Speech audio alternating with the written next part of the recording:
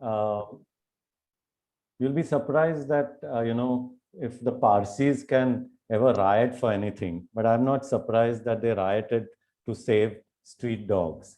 So, I mean, the photo that you see is, of course, of the old church gate, which is exactly on the other side where the Asiatic Society or the town hall used to be. But of course, remember that this story or is of 1832, and the Asiatic Society or the town hall was built in 1833, 1 year after the story.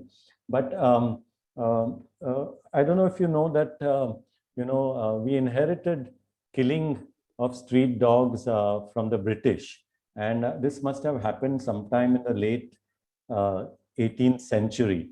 And there was a government rule that every 3 4 months they would kill street dogs in the most horrible manner. And killers, specialized dog killers, were appointed for this, and they would roam the streets and kill the dogs, and they would earn 8 annas per dog. And after the intervention of Sir Jamshedji Jijiboy to tell the authorities that not to kill them, but maybe they could be caught and sent away. So for a period of time, they used to be actually put on ships and sent out. And then, this lasted for some time, and they got back to the old method of, catching the dogs and killing them for, of course, the reward that was there. Remember that the court order was only, for catching dogs that are roaming on the streets and not, entering into people's compounds and homes or, areas which are private. But what happened on June 6th, 1832 was that the dog squad entered into a lot of homes of the Parsis and took away, the dogs. Remember, the Parsis always revered dogs, and because of this reason, naturally they protested. And the next day there was a meeting of about 100 Parsis, and they decided that they would, have a strike of the food and the grain shops, in fact, inside the fort and the bazaar outside. This, of course, led, there was action from both sides, and this led to rioting, and many Parsis were actually captured and jailed. Then, of course, um, the richer Parsis actually intervened, Sir Jamshedji Jijiboy and the others, and they convinced the government, the British government, that the dog should not be killed, and they should. That's how the Panjra Pole, the Bombay Panjra Pole, came about. It was established, and then the dogs were taken there. This was established in the year 1834. So actually, earlier it was actually meant to keep street dogs or stray dogs there. And the Panjapol land, which is in Bhuleshwar, was donated by Kawasji Patel, and who donated a large tract of land. And uh,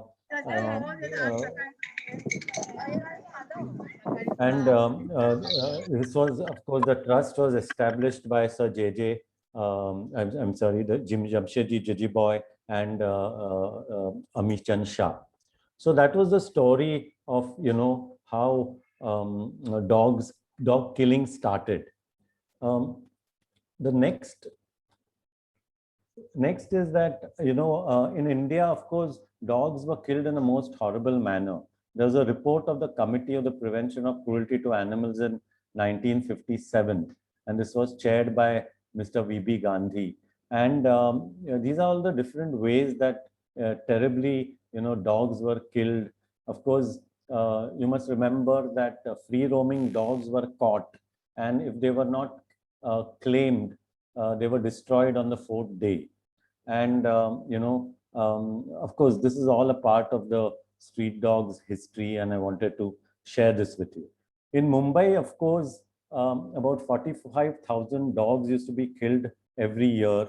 and and the reasons for their killing, that was overpopulation, rabies, it really didn't help, and dog population didn't go down, rabies didn't go down, and these are some numbers where dogs, when they were being killed, rabies deaths were very high. Imagine that in 10 years from 1984 to 1993, around 4.5 lakh dogs were killed. And the reason that killing or removal has no effect on dog population on or rabies is that dogs are territorial, and the moment you remove dogs for killing, other dogs come in and multiply. And remember, that time there was no population control methods or rabies vaccinations done, and that's why killing had no effect on the dog population or rabies. I don't know how many of you know that dogs licenses used to be issued, and this is a photograph from my friend Shailesh Mule, whose grandfather had dogs, and these tokens or billas, as they were called, are from the 1950s, and the Mumbai municipality or Bombay municipality that time used to charge 5 rupees per year for getting this token, and the Delhi municipality used to charge 6 rupees. And if a dog that was, dogs that had these tokens, and even if they were found roaming around, they were not caught. But dogs that otherwise didn't have tokens or a collar were caught and taken to the dog pound, which was in Mumbai at Mahalakshmi. In fact, way back in 1957 also, it was clearly, there was a statement by the Committee of Prevention of Cruelty to Animals, which clearly showed that, though dog killing has been going on all over the country, dog killing has not helped bring down rabies. And in fact, in Uttar Pradesh, where the number of cases that came in for rabies treatment went up actually, even though more and more dogs were killed. But luckily and finally, killing stopped in Mumbai in 1994 and elsewhere in the country in 2001. Coming to, as this also covered other, street fauna, a small note about street cats is that remember that now dog population in Mumbai has gone down drastically. When did you really last see a puppy on the street? And there was a dog survey done in 2014 by an independent organization, and it showed that 78% of average dogs had already been sterilized. In fact, in South Bombay and the island city, this percentage was much more, about 90%. But, what also happens is that we try and tackle an issue, and then it gives rise to something else, which meant that, with the street dog population going down, the cat population, I wouldn't say went up, but they became more visible. And now, of course, there's talk, because we get a lot of calls saying, there are too many kittens, and now, of course, we've started also sterilizing street cats, and in fact, the Mumbai Municipal Corporation wants to do that in a bigger way. So, these are some of the animals naturally that we live with in the streets. Which are on the streets of Mumbai. Dogs, cats, horses. Luckily, they were banned because there were a lot of cruelty that was happening. Of course, we have cows that are outside, standing outside temples, and bullocks are used. Then nowadays, many of you have seen monkeys that are, there. Some places, of course, donkeys are used for transportation, and of course, we have a huge, bird population in terms of pigeon, crows, owls, kites, etc., that we keep getting calls for to be rescued. Why are all these animals on the streets? So one, of course, is that historically dogs were scavengers, and because of garbage, they were there. The second most important reason is that they are community pets. And what WHO calls them is free roaming pets, and they also pets of the street dwellers. Some of them are abandoned and they end up on the street. Um, like I told you before, that horses were also used for entertainment. Some of the bullocks and donkeys are used for work. And of course, many of them are scavengers that scavenge for food. So why are there street dogs? I mean, is it because it rains cats and dogs in Bombay that we have so many dogs, which of course the population has gone down? But the main reason is that I must tell you that the dogs that we have, they are called the Indian Pariah. Of course, remember that the Indian Pariah has a negative connotation because it originally derived from the Tamil word pariyar, which is for the drummer community, a caste group of laborers, which were actually sadly, called outcasts. And that then, by the so-called, clean caste groups. And this, of course, extended to the street dogs. There's a lot of research that has gone into the Indian Pariah dog, and you'll be surprised that this was one of the first domesticated dogs, the Pariah was, and the man's earliest companion. They are also part of the Australian dingo, the race, and the Pariah group. And a lot of documentation is there, for us to read or see. There's a beautiful book by Mr. W.V. Soman, published in 1962, called The Indian Dog, and some of the other documentation that I have mentioned. I forgot to mention earlier that, of course, the dog riots of 1832 have been well researched by Jesse Palsetia in his paper called Mad Dogs and Parsis, and also the Marathi book written by Madgaonkar, which was called Mumbaiche Varnan. In Marathi, he has a chapter on this, which Murli Ranganathan actually has translated the whole book into English. Coming to the fact that street dogs are pets of the underprivileged, and that's the relationship Mr. Ramesh was talking about. How just like you and I, who might be living in a flat, an apartment, a chawl, we'd like to keep pets, but people who live on the street also want to do that for the same reasons of companionship, security, and so on. And about 50 to 60% of our population in Mumbai lives on the streets or the slums.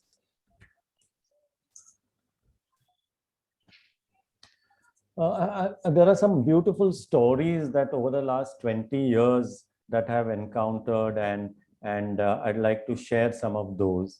And the relationships between, people and the street animals or the street dogs. There was a gentleman called Arvind, who you can see in this photograph. And he used to live outside Eros Theatre. And he used to love dogs, and at any point, he was a shoe shine man, and he had, at any point of time, he used to have at least 5-6 dogs, and he used to name them after the movie that was released at Eros Theatre.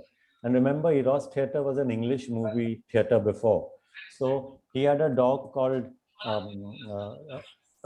Pretty, because of Pretty Woman, the movie. He had a dog called James because of James Bond. And then the first movie at Eros, the Hindi movie that was released, was Kaho Na Pyar Hai. So he'd got 2 dogs that time, and he named them Ritik and Amisha. So who were the stars of Kaho Na Pyar Hai. So Arvind, of course, passed on, and all his dogs passed on, but his memory lives on. Then I'd like to introduce you to Dhoni. So Dhoni used to live in a slum near our center at Mahalakshmi.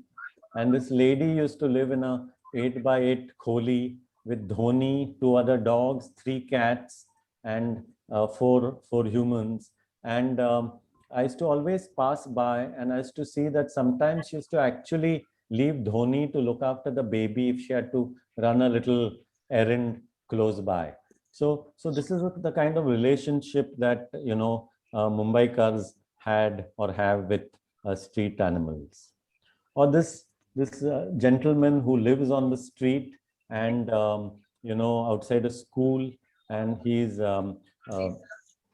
just depends on this dog for companionship and love.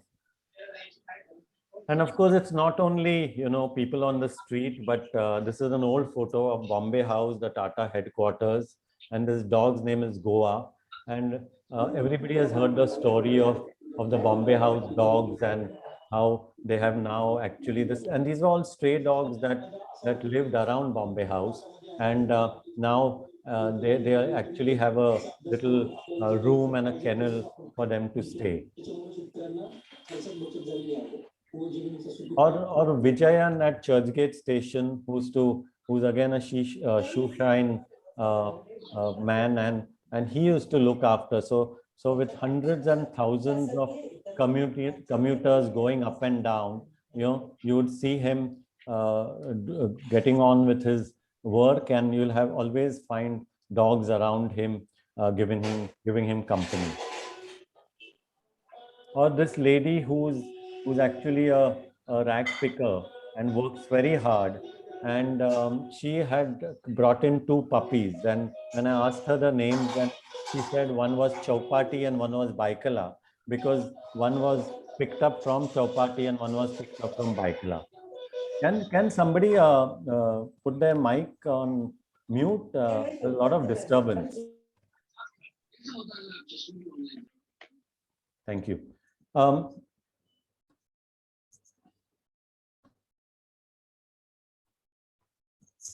And of course, we have the guardians of our city, the policemen, who also look after so many street dogs. This photograph is from the Kulaba police station, where there was this dog called Vaman, who lived there for 16 years.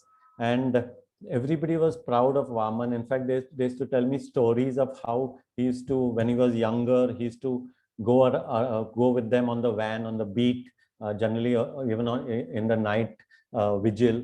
And of course, these guys kept getting transferred. So they told me that how they used to then hand over even Vaman to the next person who's coming in.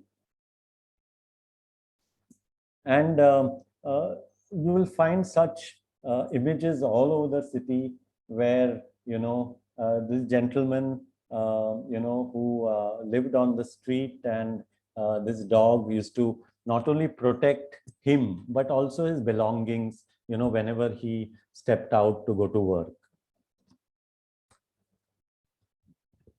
I had also written a book called My City, My Dogs, and this actually captured, some of the stories of the dogs, because please remember that just like us, every dog has a story, has their own idiosyncrasies, their likes, dislikes.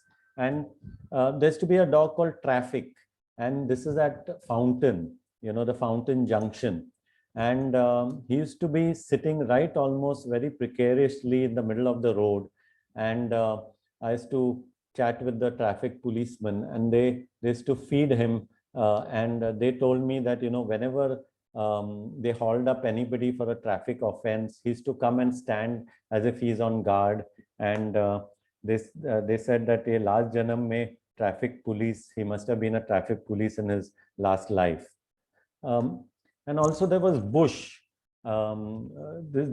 Actually, this photograph made me famous on the front pages of the Times of India. Unfortunately, when Bush passed away, but the amount of people that knew Bush, he used to live outside the American consulate, and he lived there for 18 years. And everybody in that area, the old American consulate at Breach Candy, and everybody in that area knew Bush. And in fact, when we had put a little memorial on Facebook, there was, I remember um, one message that stood out, where there was this gentleman now in his 30s who said that, when I used to go to school, I used to, while coming back, if my mother had given me something that I didn't like in my dabba, I used to give it to Bush, because Bush used to be happy to eat anything. I used to be happy that I didn't have to eat what my mother gave me. And my mother used to be happy thinking I had finished the dabba. So that was Bush. And the story of Bush actually is that he was named Bush because he came there as a puppy when George Bush Jr. was the president of America. And he had just got a cat. George Bush had just got a cat, and he had named it India. So the policeman there said that if he can name his cat India, we are going to call this dog Bush. But they just loved him and looked after him till the end. And of course, Chiku, unfortunately, Chiku recently passed away at our center. He had cancer, but the people at the Eros Theatre building used to look after him, the security guys. And this on the left, you can see an illustration where Chiku, one day I was passing by in winter, in Bombay winters, and the security guard had put a little jute sack on him, and he said, isko thandi lagta hai, isliye, I put this on him. So that was the kind of relationship that, these guys and all of us have with street dogs.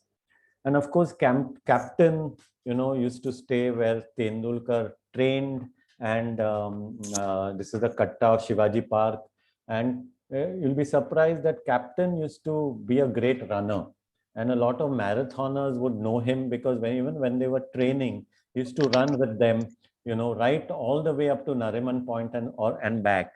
One day in one of the big marathons, we found him at VT, and we were wondering, and that's when we came to know that actually Captain just keeps running, like a marathoner up and down, and goes back to Shivaji Park where he used to live. Now, just a little bit about what the Welfare of Stray Dog does. We, of course, are an NGO that we run various programs, and we have impacted the lives of about 190,000 street animals till now. This is our center at Shivri, and these are some of the programs that we run. I earlier mentioned that dog killing stopped in 1994. So how do we now control the street dog population? Now it is controlled by what is called an animal birth control program, or the sterilization program. And that is where you see that, a huge percentage of animals have been sterilized, not only by us, but many other NGOs in the city. But we look after South Bombay and the island city. And how does this work? The dogs are caught by the municipal corporation or our vans. They are brought to our sterilization center at Shivri. They are kept there for post-operative care after their surgery. And before release, they are also vaccinated against rabies. If you want to identify a dog that has been sterilized, there's a ear notch that is given, and which is a permanent identification mark. And they have to be released in the same area where they were caught from, because of the same reason that I told you before, is that dogs are territorial. So if they are left in a wrong area, they would be, just like we have our dadas, they are also dadas having a territory, and they would fight then with the other dogs from a different area. Also, what happens is that if dogs are left in a different area, one would create a vacuum in that area, and other dogs would come in, and it would defeat the whole purpose of the sterilization program. We also run an on-site first aid program where we go and treat dogs on the streets, dogs and cats, for basic ailments like maggot wounds and skin problems and ears and eye infections and so on. And this is very important, that we also run a vaccination program. So the dogs have to be revaccinated against rabies, and this is what we do in different parts of the city. In fact, in the last lockdown, on one single day, we must have vaccinated about, over 1 week, we vaccinated about 1,000 dogs during the rabies day in September. And we do this every Saturday. And all this, of course, is done free of charge.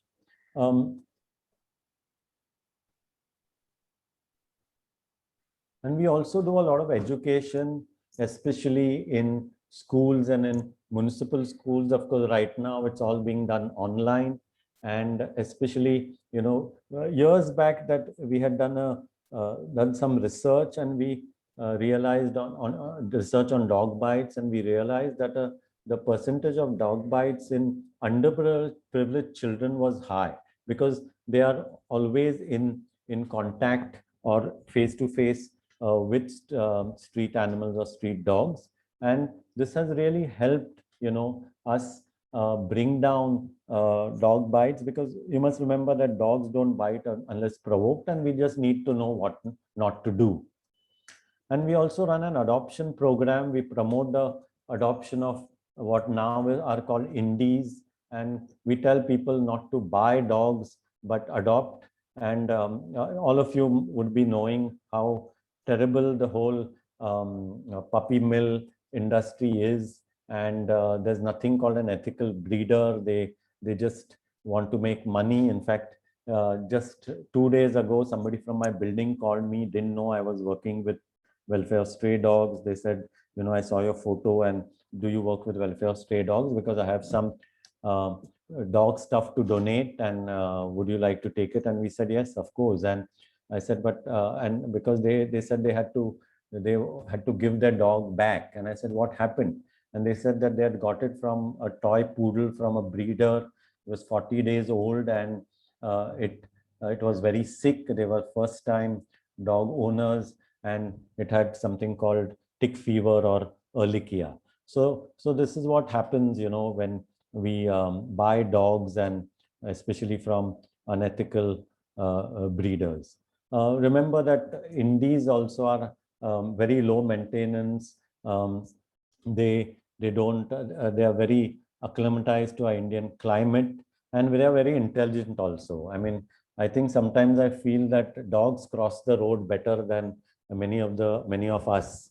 So, and I think they're also always on time. I mean, the Indian stretchable time that we talk about, that all of us, are so we keep being late everywhere. But you'll be surprised how dogs, I mean, if you're feeding a dog at a particular time, he or she will be standing there, So that's one more thing. And they are street smart also, and which is, very much required for a dog that lives on the street. This is just a little thing for information in terms of how to prevent dog bites. Many of you would know this, but dogs don't bite unless provoked. And these are some of the reasons why dogs might bite. And I think it's very important for us to know these reasons. When we go to schools and make this presentation, and before the slide comes up, we ask how many of them have been bitten by dogs, or cats for that matter. But about 5-6 kids put up their hands, and we ask what happened. And generally it's always that it reinforces all these reasons. And so it's very important for us to know and spread the word of why dogs could bite. And of course, if you're bitten, these are 3 important things that need to be done. What WHO protocol says: first is wash the wound with soap and running water for 15 minutes. WHO says that 94.4% of the viral particles will be washed away. Of course, you need to clean the wound with antiseptic, either iodine or betadine. And one needs to take tetanus injections and post-bite rabies injection shots. The protocol now by WHO has changed for post-bite injections, which was earlier intramuscular, but now municipal hospitals will give you intradermal. So the number of shots also have reduced, and even the number of the dosage also has reduced per shot. But right now, only municipal hospitals do that. But if you go to a general physician, he would still give you the intramuscular post-bite course. It's monsoon time now, and I think maybe some things that we can keep in mind to help street animals. Though it's raining, it is dirty water everywhere, and it's good to have water bowls for birds, or outside windows, or even carry water while feeding street animals. Many stray animals right now actually suffer from monsoon related infections. There could be skin problems or waterborne diseases, maggot wounds, etc. So you can contact NGOs like us or a veterinarian to help whenever you see a animal in distress. And the next thing is very important. A lot of times we get calls saying that there's a dog that has come into my building and is not going away, especially when it's pouring outside. So I think the dog just wants to, or even maybe a cat, just wants to take temporary shelter, and as soon as the rain stops, he or she will go away. One more thing to be kept in mind is I think one should check our cars before starting, because not only during in summer, but also in monsoons, a lot of times dogs and cats go and sit under cars, for protection from the rain.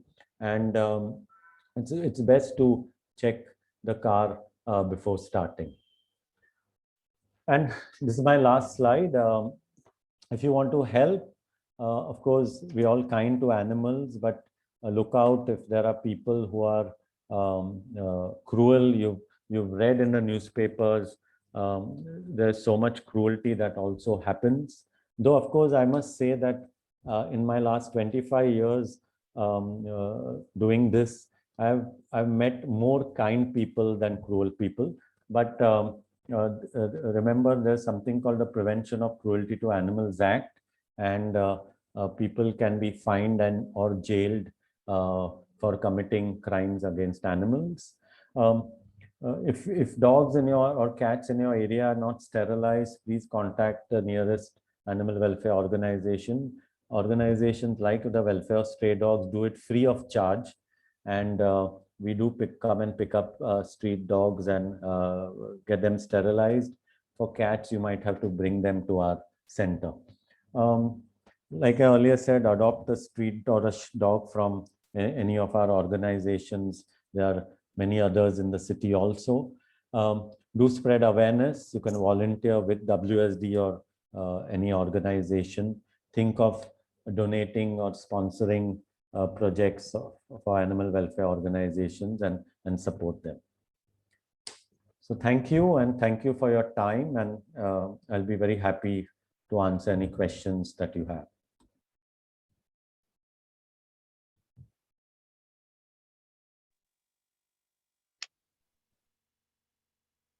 Thank you very much, Abod. There are a couple of questions in the chat box. Are there any veterinarian and NGOs in Borivali East? Someone asked. So there are veterinarians, but NGOs, the nearest NGO for Borivali is in Malad called Ahimsa. But I don't think there are any NGOs in Borivali, though there's an NGO called Ma, which actually operates in Borivali. They don't have a center, but it's called the Mumbai Animal Association, and they do operate in Borivali. So you can contact them if there are animals in distress. I'll put our email address here. So I don't have the number right away, though it is on my phone, and I can email you the telephone number of Ma.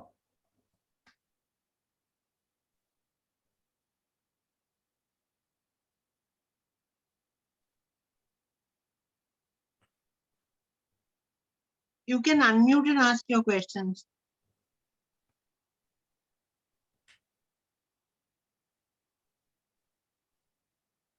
Ankur? Yeah. Ankur? Yes, Ramesh. You can ask your question. Okay, I just wanted to tell you about I'm a big fan of your work and of your calendars. I keep buying your annual calendars, Thank you. although I think last year I couldn't buy. But I just wanted to know, see, there is this alpha dog in our area. So, you cannot capture it. You cannot capture it in the sense, kind of Catch it. neuter, tag it or whatever. And it's kind of alpha. So it's like it will also provoke other dogs when it bites also. That's right. And you can't do anything about it. So people know, people have worked in our area and uh, people kind of have discussed this a lot, and it's been quite something now. Which So area are you in? I'm talking about Powai. Powai, okay. So what you can do, if you can just email us the details, let me check if an NGO in that area can help out, because maybe it requires, some other method of catching. So this is inside the IIT or outside? No, outside the IIT. It's on the colony side. Okay, because we do come and vaccinate a lot of dogs, and we have done sterilizations of a lot of dogs inside IIT, but that area is not, in a sense, just for that, so that one can focus, Powai is not covered by us, but I can, there's an NGO called In Defense of Animals, and I can, request them. So if you can email, I just put my our email address there. So you can just email the details and your telephone number. I can have, Yeah, sure, I'll do that. I'll send Yeah. you an email and connect with you on the email also. Thank you. Thank you. Yeah, thank you.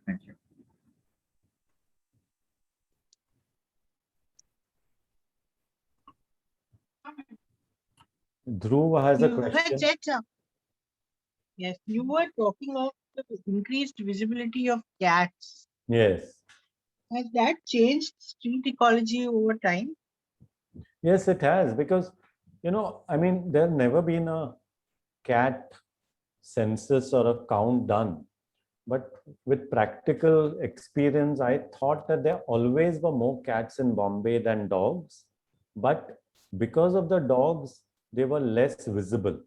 But now with the dog population going down, they have become more visible, So I think that is the, ecological landscape, in terms of urban animals that has changed. And to give you an example, maybe 10, 15 years ago, the calls that we get on our helpline, so about 90% of the calls were for dogs, street dogs, and maybe 10% for cats. But now it's about 60-40. So you can see the huge difference. So 60% for dogs and 40% for cats. So, it has definitely changed over time. So compared to the animals against stray dogs, have you had complaints against cats? So now we get a lot of complaints against cats, So that is why, it's important now to start sterilizing cats, and of course that is being done. It needs to be done in a bigger scale. Unfortunately, what one doesn't generally have are spaces to do this work. So the municipal corporation also has, actually put out a project for cat sterilization. So that's a good thing, because we are already thinking, for the future. And sooner or later, we'll need to, step up the number of cat sterilizations that we are doing in the city.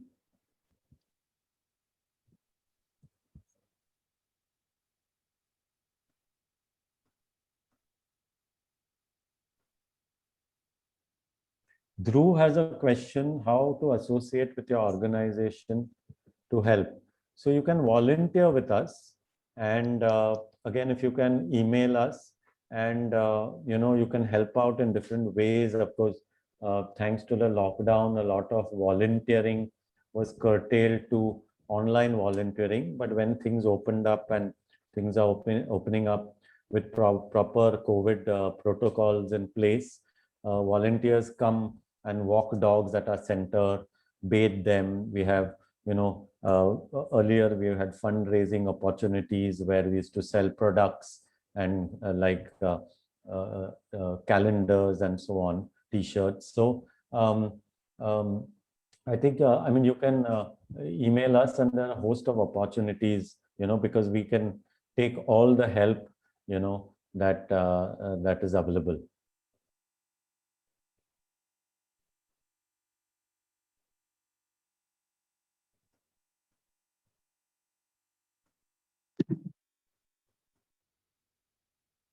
Oh, there is a,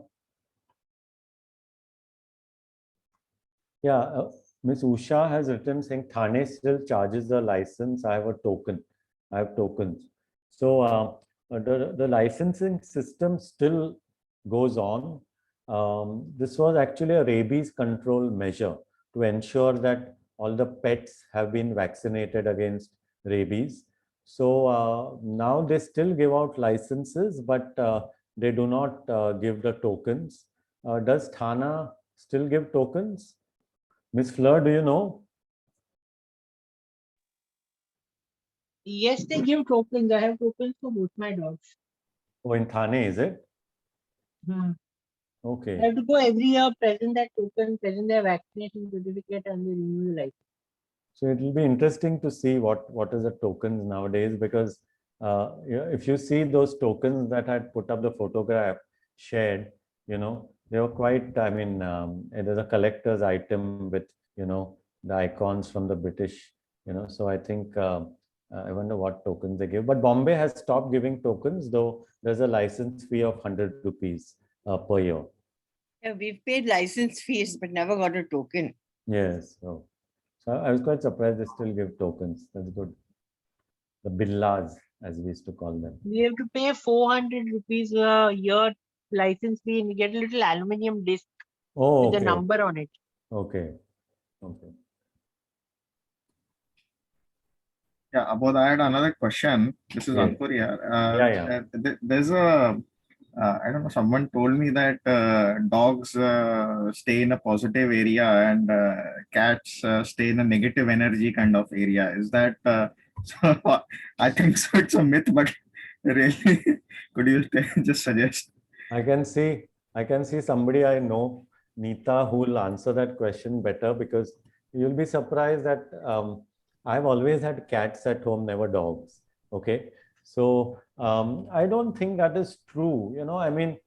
I feel, and this is something that I think, that human beings, want attention, So when a dog comes, and it gives you a lot of attention, our egos, are nicely satisfied.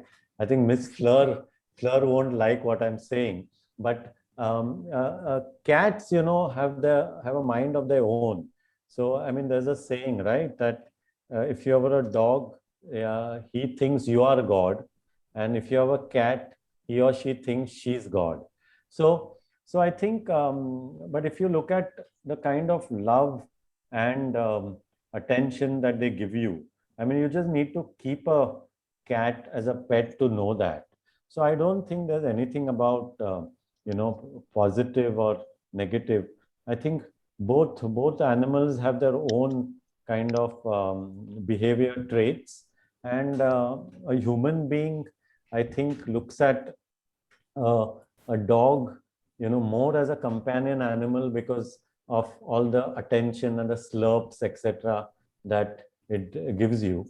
But cats also give that kind of attention, but but we in our minds always think that cats are not that the cats are not like dogs. I'm sure cats won't be happy when I'm saying this, but yeah. Yeah. Okay. Okay. So it's just a behaviors, different behaviors that we Yes. we tend to understand differently. You'll be surprised that I had a cat that I used to live near a Parsi colony, which was a shortcut to Grand Road station. And I used to come after work, and the cat used to be uh, there. Miss Fleur is saying that how cats are creepy. Anyway, so so I'm saying that when I used to come back from work and I used to go down taking this shortcut, we used to share the compound wall, and my cat used to be sitting there, waiting for me, and then it used to jump and come follow me all the way around from the road into my compound and come up. So I think, I mean, it's something like that you just need to experience cats to know them. Correct. Correct. Miss Fleur, you have to adopt a cat now.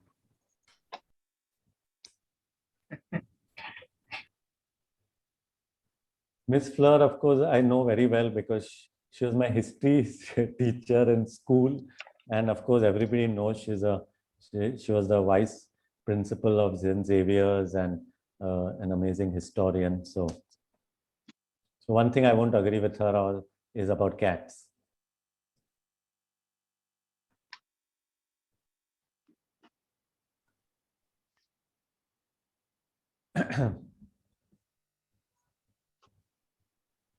Which are better at keeping down rats, dogs or cats?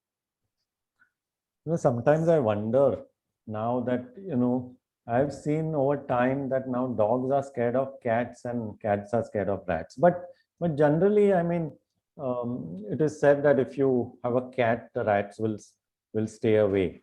I think it's also to do with, I don't know if you know that years back when there was a plague in Surat, just before that, they had killed a lot of dogs. So there, of course, it's not that the dogs were going after or killing rats, but it's more to do with that the dogs used to keep them underground. So I think, in terms of whether right now dogs are, I mean, cats can really keep rats away. Yes, I mean, I remember when we had cats in our house, rats really used to not come in. And remember, I mean, we used to stay in an old 1921 old year building where, it was easy access for rats, but we never had a rat issue. So yeah.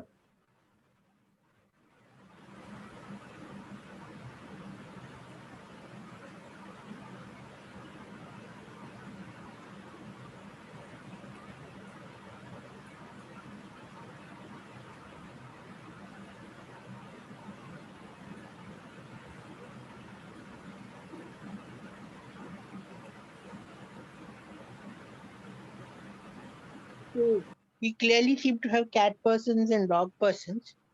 And at some point of time, I think it's going to break into an argument.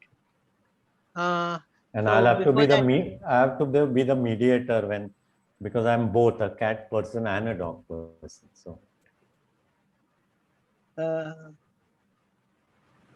right. So I think before we get fighting like cats and cats dogs, and dogs. we will close the session. Thank you so much for this amazing interactive session. I think we rarely ever pay attention to our city's animal population. And I think it pays, unless that attention is negative attention. So time to time we get people complaining about dogs, but rarely do we have positive attention. Thank you so much. Ma'am, would you like to say something at the end of the session? Shahnaz ma'am? Okay.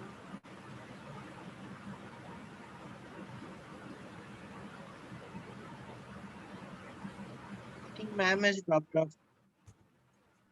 Well, thank you for this opportunity. And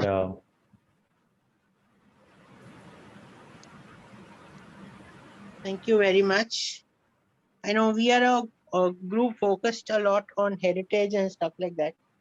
But I think the animals around us are also part of our heritage. yes, yes. So thank you for accepting the invite at a very short notice and for giving this lovely talk.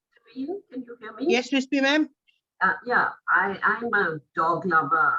Sorry, not a cat person, but I just really want to thank all of you for arranging it and for all that we've heard. And I'm so glad there are so many people who care for the stray dogs, because I have my favorite one outside the town hall. Ah, She's white, but just a little white, and we call her Pandi. And somebody comes to feed them. yes, yes, yes. So thank you very much. I really Thank you. enjoyed it, realizing that so much is being done for these animals. Thank you for all that you've told us. Good night. Bye.